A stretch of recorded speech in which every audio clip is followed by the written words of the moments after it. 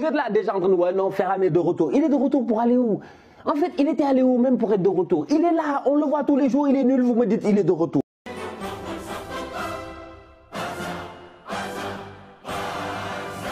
C'est très frustrant de jouer contre l'Atlético Madrid. Un match qui se solde encore une fois par un 4 buts partout alors que tu es 2-3 classes d'écart au-dessus dans le jeu. C'est exactement ce qui s'est passé lors du match aller en Liga.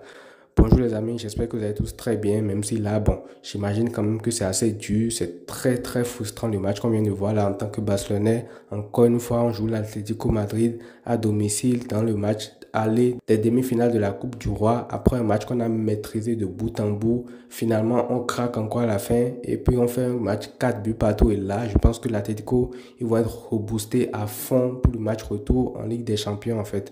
Parce que même déjà à 4-3, moi j'estimais que c'était déjà un bon résultat pour l'Atlético Madrid. Mais là, à 4-4, ils vont se régaler et ils vont vouloir terminer le boulot au Wanda Metropolitano, tout simplement au retour en fait. Donc match très frustrant quand même. Cette équipe de l'Atlético là est très chiante à jouer. Malgré un début de match qui a été difficile, tu arrives à remonter le score, mais ensuite tu fais une fin de match également catastrophique où tu encaisses encore 2 buts et finalement l'Atlético remonte. Donc franchement, ça devait quand même dur à faire et le score ne reflète absolument pas la physionomie de ce match-là. Mais déjà, moi j'explique ça par plein de choses. Déjà, il y a ce début de match-là qui est catastrophique où le Barça encaisse 2 buts coup sur coup. Après, tu arrives à remonter, ça on en parlera après. Mais déjà aussi, à la fin du match où tu es à 4-2, tu fais sortir Pedri et Rafinha alors que là, c'est censé être un match de coupe quand même. Un match de coupe de demi-finale, tu ne peux pas faire sortir des joueurs comme ça parce que à la sortie de Pedri, on l'a vu. Le Barça a perdu totalement la maîtrise du jeu au milieu de terrain en fait. Et si tu sors Pedri et que tu n'as plus la maîtrise au milieu de terrain, si en plus de ça, tu joues toujours ce bloc haut là, constamment vers l'offensive et tout, tu laisses des boulevards derrière en fait. Et là, l'Atlético, eux, se sont régalés. Donc franchement, à un moment donné, je veux bien ce jeu du piège du hors-jeu, ce jeu avec un bloc très haut et tout. Mais quand tu mènes comme ça à domicile 4-2 en demi-finale aller de la Coupe du Roi, tu ne peux quand même pas te permettre de toujours jouer aussi haut. À un moment donné, il faut faire preuve d'un peu de roubladise, d'un peu de calme dans le jeu et tout, quitte à descendre, quitte à bétonner, il faut quand même le faire en fait. Il ne faut pas tout le temps être borné par ce jeu-là parce que là, tu viens de perdre pratiquement toute l'avance que tu as accumulée tout le long du match.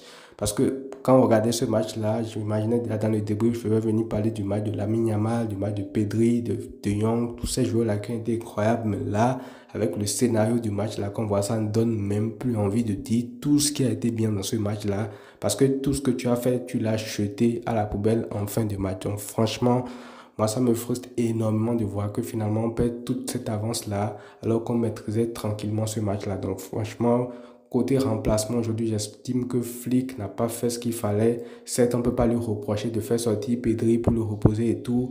Mais moi, j'estime que déjà de 1, la sortie de Pedri, ça déséquilibre totalement le milieu du terrain du Barça. Et de 2, même si tu dois le sortir et tout, je peux le comprendre. Mais au moins, il faut exiger de tes joueurs qu'ils reculent un peu, qu'ils descendent un peu parce que ça va pas te tuer en fait.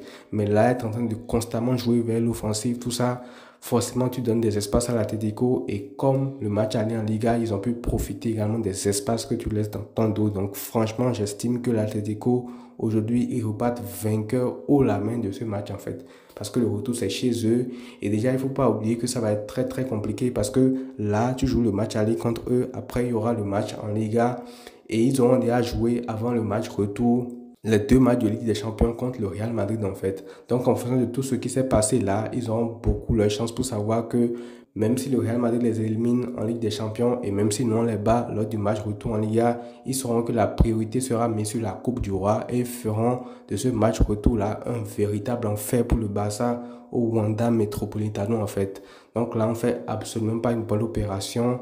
Toute cette partition tactique que tu as mis en place aujourd'hui avec tous les joueurs qui ont été très bons, à partir du moment où le Barça commence à revenir dans ce match-là, tout est jeté à la poubelle. Mais bon, on va quand même parler du match qui a été assez positif quand même globalement pour la plupart des joueurs. Et là, je vais commencer par monsieur Lamine Yamal. Parce que comme je l'ai dit, en début de match, tu as la tête dans les nuages, je ne sais pas pourquoi, tu encaisses 2 buts coup sur coup en 5 minutes déjà, je pense que l'Atlético était à 2-0 et là ce que Lamine Yamal fait footballistiquement parlant avec le ballon au pied, il relève toute l'équipe en fait. Et là, je me permets de parler à tous ceux qui ont pu critiquer Lamine Yamal la semaine passée, bref, les dernières semaines en tout cas, où il enchaînait des matchs moyens sur match moyen.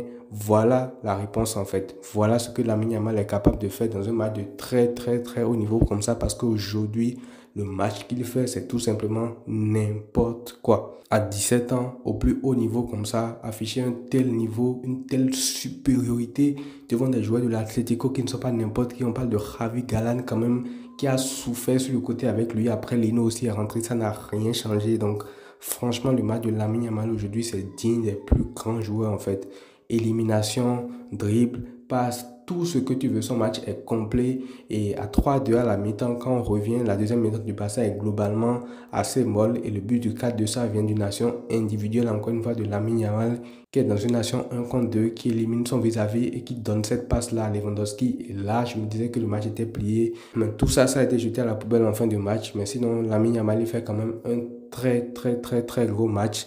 Et après Lamine Yamal, il faut parler également du match fait par le double pivot du Barça aujourd'hui, Frenkie de Jong et Pedri en fait. Déjà, Pedri, lui, on le sait, sa saison, c'est tout simplement magnifique, il n'y a rien à dire. Mais regardez ce graphe-là qui montre les interceptions faites par Pedri et Frenkie de Jong en première mi-temps avec le Barça. Regardez la hauteur à laquelle ils font les interceptions. Regardez le match complet que les deux ont fait. Et Frenkie de Jong, ça fait vraiment plaisir. Ça montre qu'il est vraiment de retour cette fois-ci. Ça va être difficile pour Casado de le mettre au banc de dorénavant. Parce qu'avec le niveau qu'il a actuellement, balle au pied, dans le pressing, dans le contre-pressing, dans les récupérations et tout, c'est une folie en fait. Globalement, surtout lors de la première mi-temps, l'Atlético n'arrivait plus à respirer parce qu'après le 2-0, quand le Barça a commencé à revenir au score et tout, la pression que le Barça lui a mis, je n'ai jamais vu ça en fait. Et c'est pour ça que je dis que ce match-là est frustrant parce que ce match-là, normalement, après les 2 buts que tu encaisses et avec le match que tu fais derrière, tu le gagnes normalement 6-2, 7-2 et il n'y a absolument aucun scandale. Et parlons d'un des joueurs qui t'a empêché de faire ça, Monsieur Ferran Torres. Je suis désolé, il fait de très bons matchs dernièrement et tout, mais dans les matchs comme ça qui comptent, demi-finale de Coupe du Roi, c'est là que tu dois être présent en fait. Déjà, je pense à 2-0, il a un face-à-face où Rafinha lui fait une déviation de balle, comme ça il se retrouve en 1 contre 1, il frappe, il n'y a même pas de force dans sa frappe, je ne sais pas ce qu'il a mangé ou pas, et là tu frappes comme ça sur le gardien devant lui, c'est n'importe quoi, et juste après encore, je pense à 2-2, non. Il y avait déjà eu l'égalisation de Koubassi derrière où il trouve une occasion comme ça, il élimine le gardien, il est face au camp, il y a des défenseurs qui sont par terre, il ne peut même pas bien tirer le ballon, il loupe sa frappe et tout, et puis derrière, le ballon revient, et même en deuxième mi-temps, il rate des occasions, donc franchement, Ferran Torres, j'ai pas du tout aimé son match aujourd'hui, parce que je pense que s'il avait été un peu plus clinique, le Barça aurait pu faire le travail beaucoup plus tôt que ça. À la première mi-temps, normalement, tu repars à la pause avec un 5-2 et il n'y a absolument aucun scandale. Donc franchement, Ferran Torres, je n'ai pas du tout aimé son match, même si derrière aussi, comme je l'ai dit, les changements de flics n'ont pas aidé et cette obsession du bloc haut là n'a pas du tout aidé. Ça n'a pas permis au Barça de conserver ce score-là parce qu'il faut être réaliste. Et moi, cet aspect du jeu-là, ça m'inquiète quand même pour les matchs coup près en Ligue des Champions parce que là, tu vas rejouer Benfica la semaine prochaine, match aller-retour. On a déjà vu lors du match 5-4 contre eux en Ligue des Champions que Benfica, c'est l'équipe qui t'a posé le plus de problèmes dans le dos. Donc, il va falloir gérer également cette pression haute-là que tu mets sur tes adversaires en fait. Donc voilà, aujourd'hui, franchement, le match est assez frustrant. Je sais pas d'autres mots pour le qualifier. Mais sinon, il y a eu de bonnes choses. Même aujourd'hui, Koubassi, Nigo, il marque des buts. Koubassi qui marque sur un corner. Nigo qui marque également sur un corner. 2 buts sur coup de pied arrêté. Ça montre que le Barça commence à monter en puissance dans cet exercice-là. Lors de cette saison, le Barça a marqué quand même pas mal de buts sur cette phase arrêtée-là. 2 passes décisives de Rafinha au passage sur les 2 corners. Il aurait même pu faire d'autres passes décisives comme la déviation pour faire un Torres dont j'ai parlé tout à l'heure, mais d'autres occasions aussi. Un centre à un moment donné pour Lewandowski, je crois qu'il rate le ballon, ou Gavi, je ne sais plus.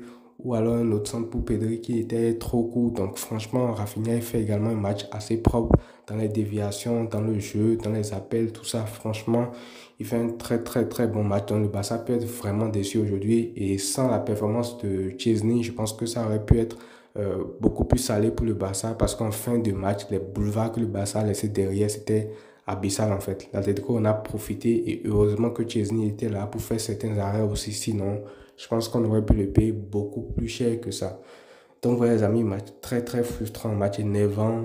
Vous me direz ce que vous en pensez dans les commentaires. Je pense que je vais m'arrêter là parce que là, franchement, je suis totalement dégoûté. Tout va se jouer au match retour, c'est pas impossible. On peut battre l'Atlético Wanda Metropolitano, mais moi je repars quand même avec ce sentiment de frustration parce qu'avec le match que tu as pondu aujourd'hui, c'est impossible de partir avec 4-4 en fait. Avec un but d'avance, c'est déjà assez frustrant, mais là, avec un match nul, 0-0, franchement, là, quand je dis 0-0, vous comprenez, c'est que le 4-4 s'annule pratiquement tout ce qui s'est passé. Le retour se jouera au Rwanda. Donc voilà. Prenez soin de vous les amis et à très vite.